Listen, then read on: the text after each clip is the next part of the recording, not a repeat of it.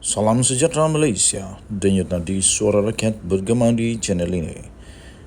Jangan lupa tekan butang subscribe, like dan share. Malaysia kita punya, cintai Malaysiaku, kita jaga kita.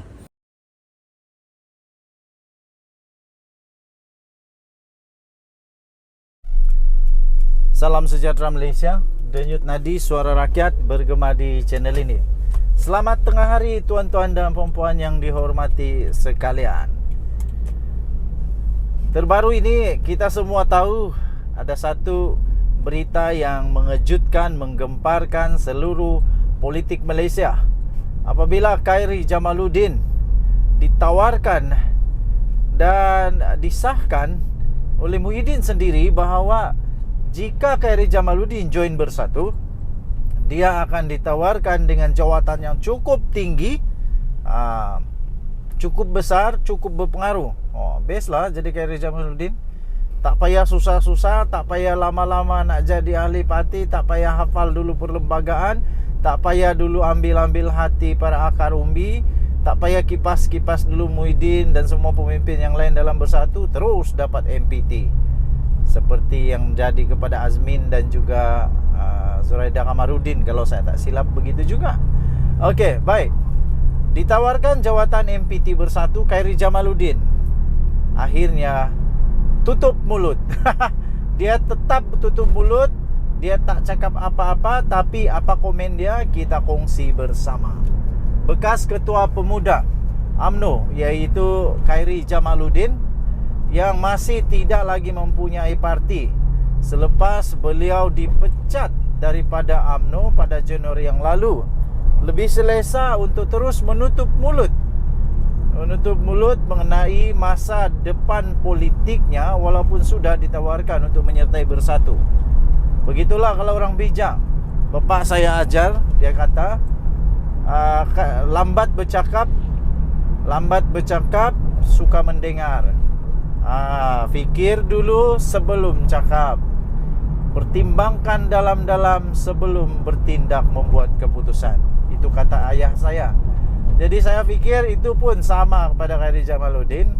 Daripada huha, akhirnya jadi spekulasi, akhirnya boleh menjurus kepada fitnah, lebih baik berdiam diri.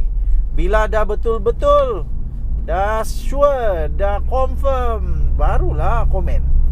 Ketika dihubungi oleh BH, susulan kenyataan Presiden Bersatu iaitu Tan Sri Mahyadin Mak Yassin mengenai tawaran jawatan dalam Majlis Pimpinan Tertinggi atau dikenali sebagai MPT kepada Khairy Jamaluddin, bekas Menteri Belia dan Sukan itu meminta pendiriannya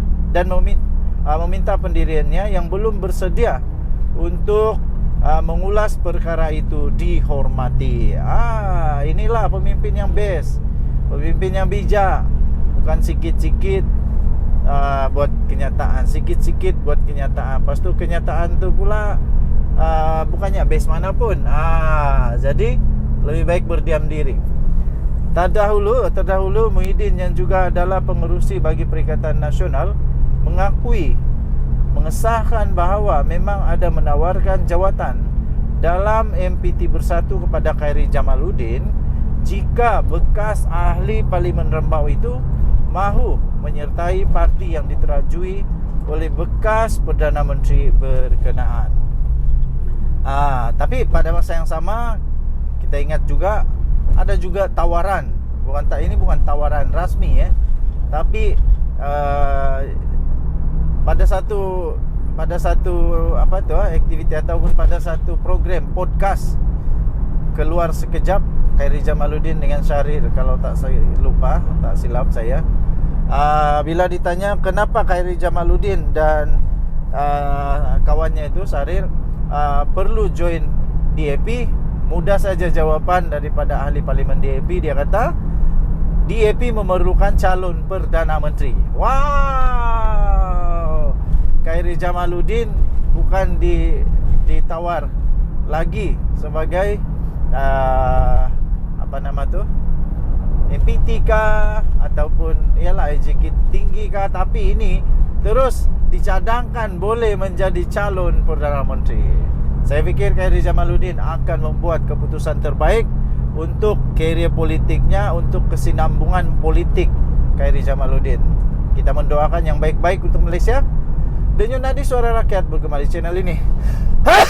I love you. Bye-bye. Salam sejahtera Malaysia. Denyut Nadi Suara Rakyat bergema di channel ini. Baru-baru ini ya, tuan-tuan dan puan-puan yang dihormati sekalian, digambar-gemburkan kononnya ada ahli UMNO yang bakal keluar parti beramai-ramai.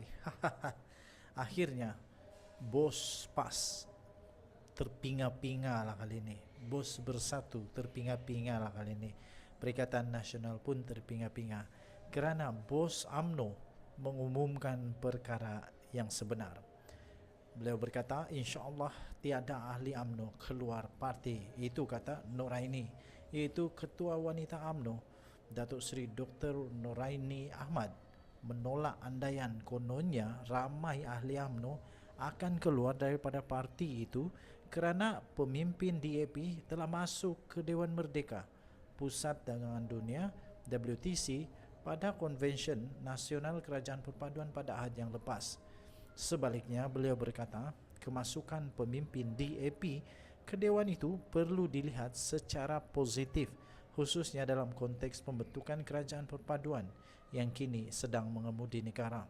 Kata beliau dalam kenyataan itu, insya-Allah tiada ahli UMNO keluar parti.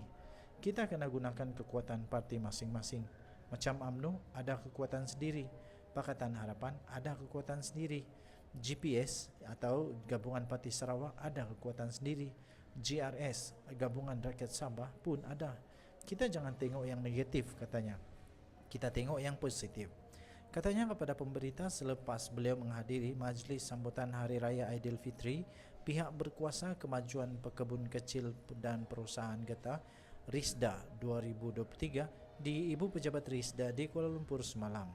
Beliau berkata demikian bagi mengulas kononnya ada kenyataan dari Presiden Muafakat Nasional bekas serpihan buangan sampah daripada UMNO, iaitu Tan Sri Anwar Musa, yang sekarang ini nampaknya semakin menjadi-jadi agaknya.